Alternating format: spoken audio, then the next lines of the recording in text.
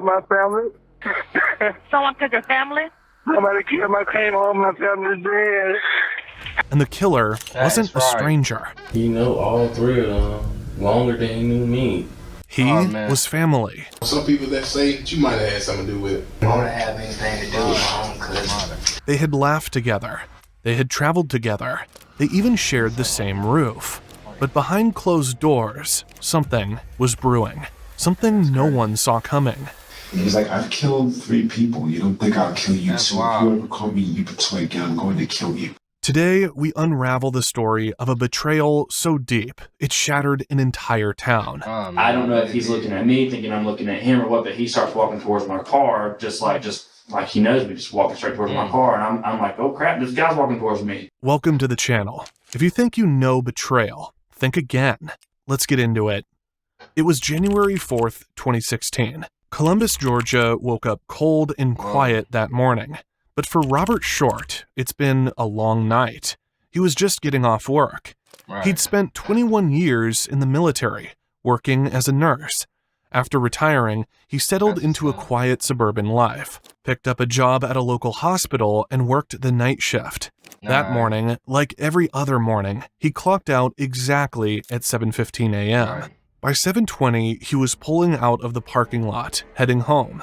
It was a short drive, just a few turns on a couple of sleepy streets. But the second Robert rolled into his driveway, something felt wrong. The garage door, wide open. Robert's stomach dropped. He threw the car in park and rushed inside. What he saw in there, no man could ever prepare for it. Inside that house, a nightmare was waiting. Somehow, Robert found the strength to grab his phone and call for help. 911 was added to the Please send someone, please. I want to kill my family. Someone killed your family? Somebody killed my came home, my family's dead. My wife, my son. My granddaughter's dead. Hold on. The 911 dispatcher could barely make sense of his words. Robert was trying to explain, trying to get it out fast. It's an apartment or a residence? This is a resident. Resident. What's your name? My name is Robert Short. Robert Short. I checked that bus, but they've been being. Within minutes, police cruisers were terrible. One more thing they needed from Raheem before they let him go. This is, like I said, it's a swab. I'm just putting it in your mouth, so. Are you going after this? No, I mean, this is very involved, okay? And, I mean, you are in the middle of this, okay? He wasn't just a bystander anymore. Whether he liked it or not, he was right in the thick of it. So I'm going to jail, man? I'd lie to you if I said I don't know. But what you're charged with, I mean, like I said, I can't promise you we're all going to discuss this or whatever, but you do understand that we are, 3 days into this, and now we're just finding out. Okay, now I'm not saying that you were the worst person, this was your idea, but just like if everybody's involved, you have something to put into this, okay? So I'm not saying that, no, are you leaving here tonight? No. Tonight? No. But there's a difference between what you're saying and cooperating to what happens to you.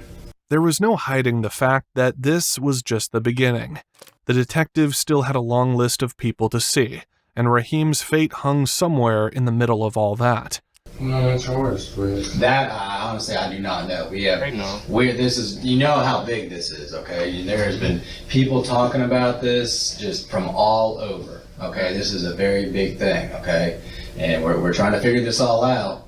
But now you're coming down here cooperating, and now, I mean, literally, we're gonna go see what happens from here. I mean, you're not the last person we gotta go talk to, okay? Right. The next part of the process began.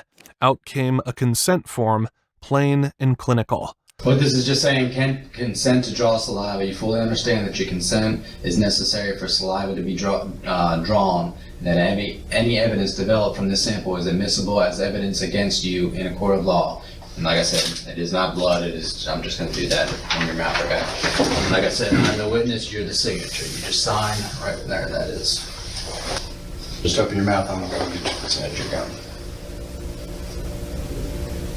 A signature here, a quick open of the mouth there. and it was done. Another piece of the puzzle collected.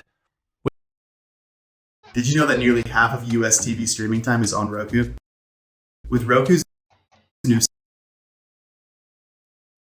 With that part finished, he was officially charged with murder and taken into custody. Detectives then dug into the 3 suspects' social media accounts. Search warrants revealed messages between Javarcier Tapley and Rufus Burks, aka Quez, that hinted they might have been involved in the crime. It wasn't just talk either. Pictures surfaced of stolen items from the Short home being offered up for sale. When detectives brought Rufus to the station for questioning, Rufus clammed up immediately and demanded a lawyer. Rufus Burks was arrested and charged with murder. Javarcier, on the other hand, was surprisingly cooperative, still putting up the act of a grieving cousin. Oh, man. Apologize for the wait, man. Been taking care of some of everything around here, man. Stay busy. Man, I tell you again, man, I really do appreciate you. Appreciate your patience, man, and appreciate you coming out here and talking to us and everything. Yeah, I gotta get up and go to school in the morning. Yeah. Oh, man, it's 11:59.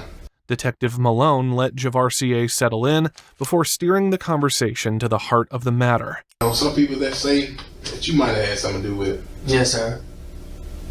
What you know about that?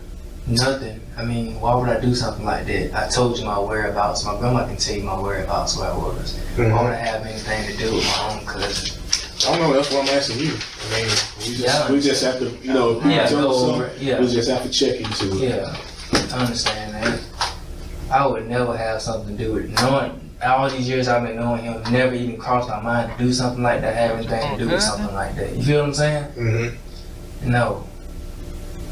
I just can't. I didn't do that. I promise you that. He seemed hurt by the very idea. He would never even think about doing something like that. Detective Malone reminded him just how devastating the situation was. Because, man, this was a terrible incident. Nobody deserved that. They really didn't. And nobody deserved that. So, you know, you got a child, teenager, and a grandmother, and a mother. Mm-hmm. A beat of silence filled the room before Javarcier nudged the conversation onward. I don't even see myself even being in no situation like that. And why's that?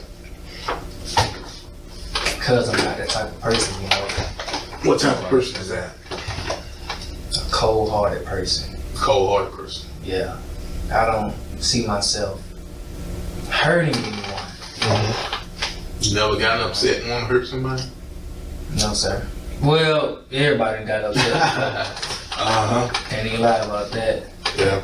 As far as getting upset and going off and stuff like that, I don't.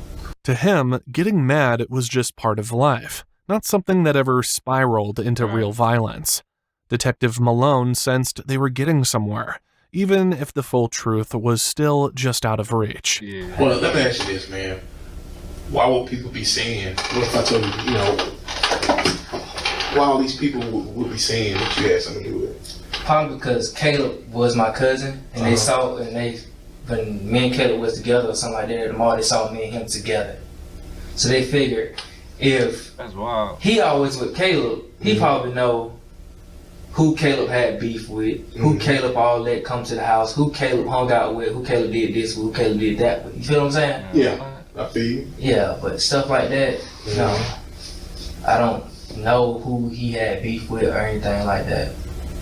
Are you sure? Yes, sir. I'm positive. So you don't know nothing about this incident? No, sir. He was polite and respectful, but under it all, there was a thin wire of tension pulling tight. The detective decided it was time to wrap it up for now, but just when it seemed like everything was winding down, the mood changed again, sharp and cold. I just get a vibe about you, and, you know, if something just keep telling me that things not adding up here, man. I don't think you're being truthful with me. I'm being 100% truthful with you. I don't think you are. I don't think you are. You know, I've been doing this, you know, for some time now, speaking with people, and some things you telling me, It don't make any. It's not.